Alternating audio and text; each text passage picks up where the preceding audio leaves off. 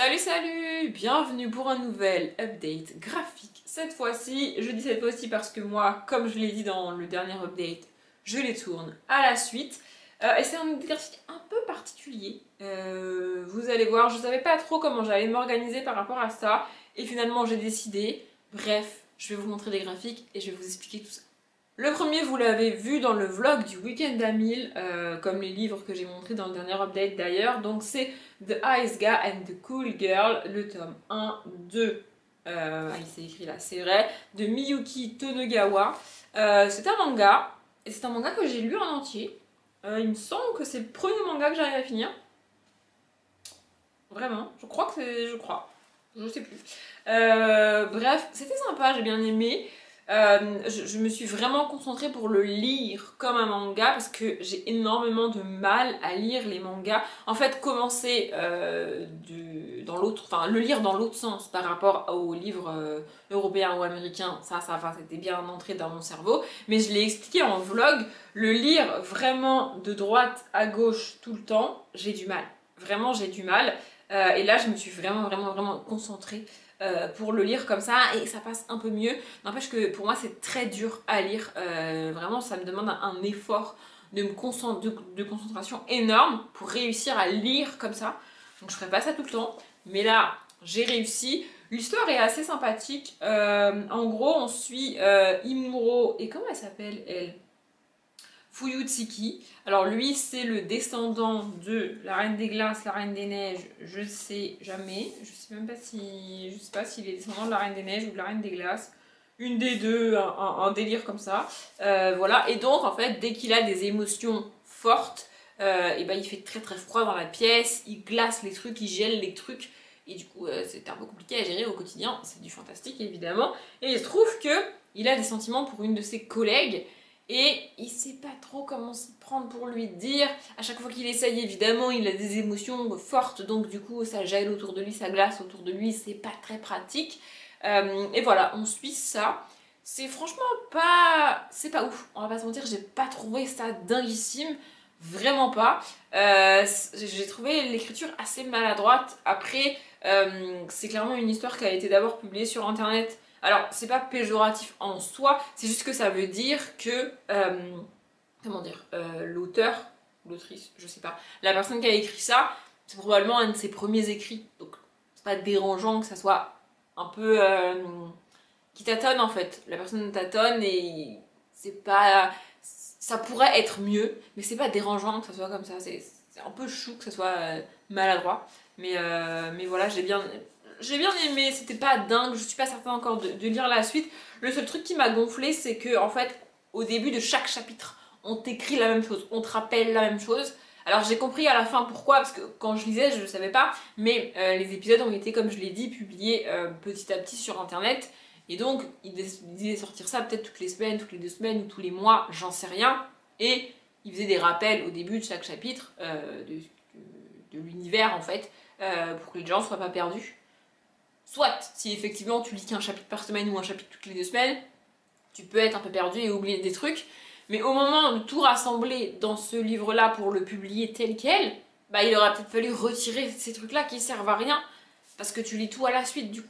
Et vraiment ce côté répétition au début de chaque chapitre, en fait ça découpe encore plus le roman, et ça, moi ça me déconnecte de l'histoire. Je lire en boucle, enfin lire à chaque début de chapitre la même chose, ça coupe vraiment la lecture.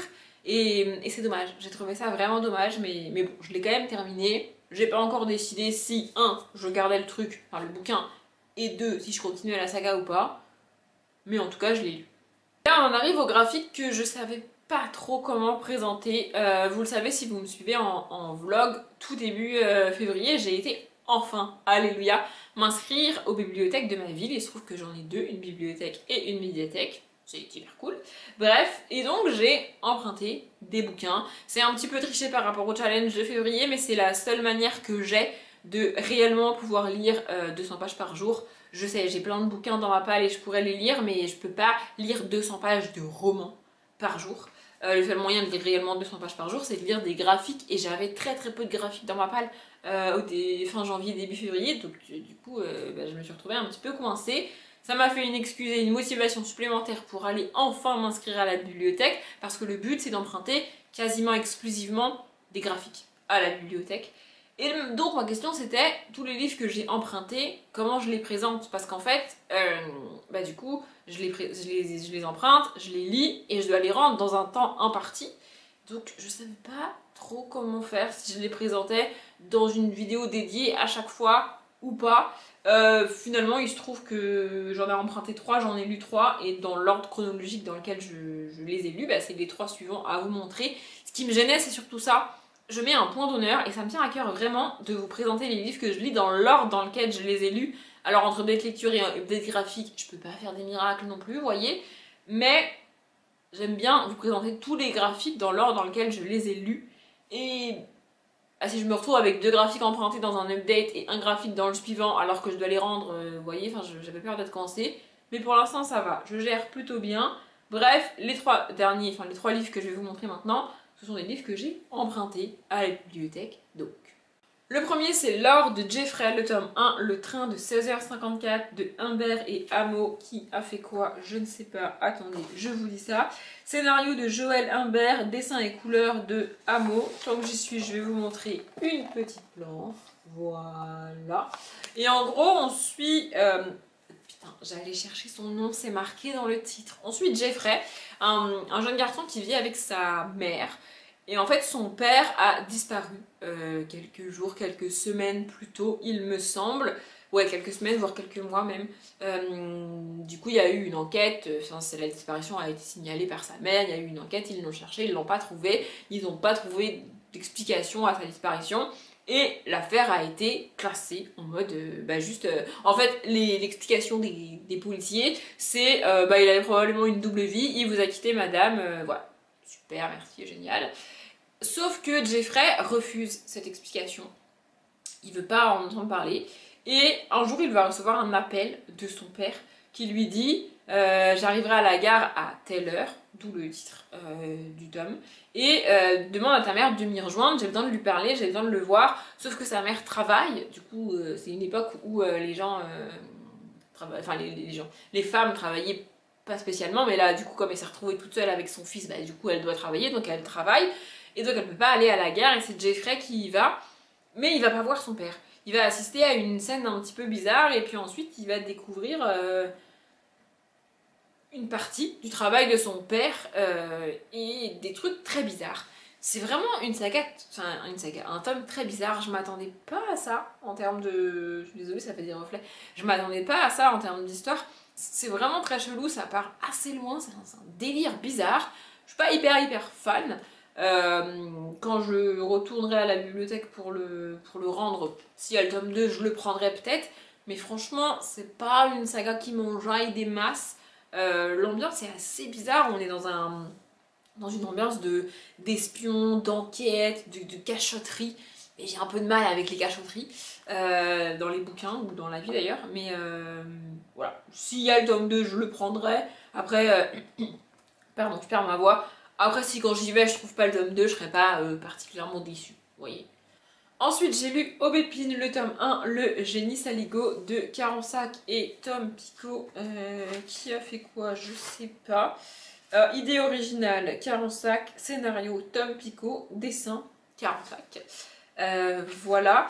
Je l'ai dit, je l'ai expliqué en vlog, j'ai pris ce livre-là parce que j'ai pas pu m'en empêcher. En fait, aubépine, c'est un mot qui me parle. Alors, aubépine, c'est un type de bois. Pour vous donner un ordre d'idée, c'est le bois de la baguette de Drago, par exemple. Voilà, c'est un truc qui peut vous parler. Voilà, un bois. Bref, on s'en fout. Il se trouve que aubépine, c'était la première partie de mon pseudo quand j'étais inscrite sur un forum Harry Potter. Et ça doit faire 15 ans maintenant. Ouais, 10-15 ans que j'étais inscrite sur ce forum, je sais plus. Bref, et depuis, à chaque fois que je vois ce mot, quelque part, ça arrive en fantasy, en fantastique, qu'on ait ce mot décrit, de cité dans les livres, à chaque fois ça me fait sourire, je sais pas comment expliquer, ça me... Oui, c'est moi en fait, enfin genre, je sais pas comment expliquer, bref. Et du coup, quand j'ai vu le titre, j'ai pas pu résister à l'emprunter. Voilà, il se trouve que sur place, j'avais lu les 2-3 premières pages, et j'avais pas été particulièrement emballée. Bon, là j'ai lu le bouquin en entier et franchement, c'est un genre de délire qui me va pas, auquel je n'adhère pas. Vraiment, ça part très très loin. En fait, c'est l'histoire d'une petite fille qui vivait en ville. Elle avait sa famille, ses amis, sa vie, enfin tout allait bien et tout. Et du jour au lendemain, ses parents et elle ont déménagé à la campagne, dans un endroit où il n'y a personne, il n'y a rien, parce que sa mère est chercheuse et elle s'occupe des animaux. Et il y a un délire bizarre avec une migration d'animaux dans le coin. Et du coup, elle est là-bas sur place pour gérer ça. Aubépine n'est pas du tout contente d'être là-bas. Et en se baladant dans la montagne, dans la campagne environnante, elle va rencontrer un génie qui va lui proposer, comme tous les génies, de réaliser 3 de ses vœux. Et elle va faire un vœu qui va se retourner contre elle, comme c'est toujours le cas.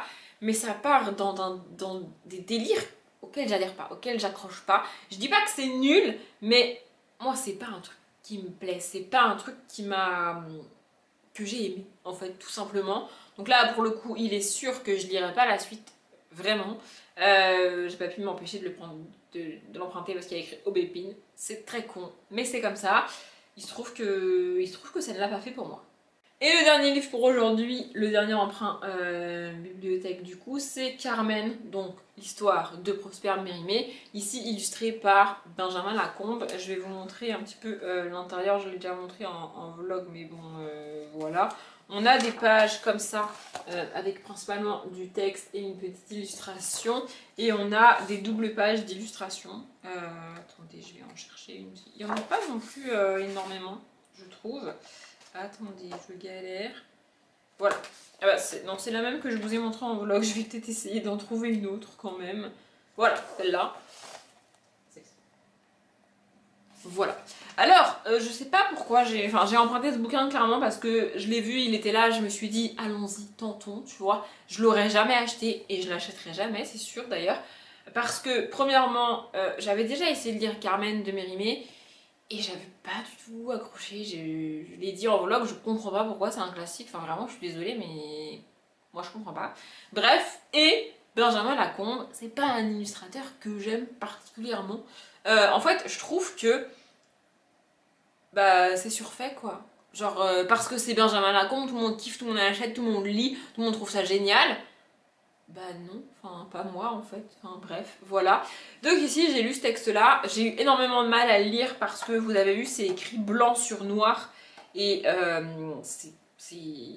mes yeux ils ont, enfin j'arrive pas à lire comme ça, enfin genre ça me fait mal aux yeux, je trouve ça très difficile de lire comme ça, mais bon écoutez c'est comme ça. Et l'histoire est pas dingue, genre vraiment j'ai réussi à le terminer pour une fois, enfin pour cette fois-ci l'histoire. La première fois j'avais abandonné, j'avais pas du tout lu le bouquin. Ici j'ai été au bout, mais franchement, bah c'est pas dingue quoi. Enfin vraiment, j'ai pas compris. Je vais peut-être remettre le marque-page au début. J'ai pas compris, vraiment, enfin j'ai pas compris. J'ai compris l'histoire, hein, mais je suis fan ni des dessins, ni de l'ouvrage, ni de l'histoire. Je suis passée à côté quoi. J'ai réussi à faire un update pas trop long comme je le veux à chaque fois. J'espère que j'ai dit tout ce que je voulais vous dire, surtout que j'aurais rendu les livres au moment où je montrais cette vidéo. Donc si je me rends compte que j'ai oublié des trucs, je pourrais pas la retourner. Bref, j'espère aussi qu'elle vous a plu. Je m'arrête là. Comme d'habitude, je vous souhaite une bonne journée, un bon après-midi, un bon appétit ou une bonne nuit. Et je vous dis à bientôt.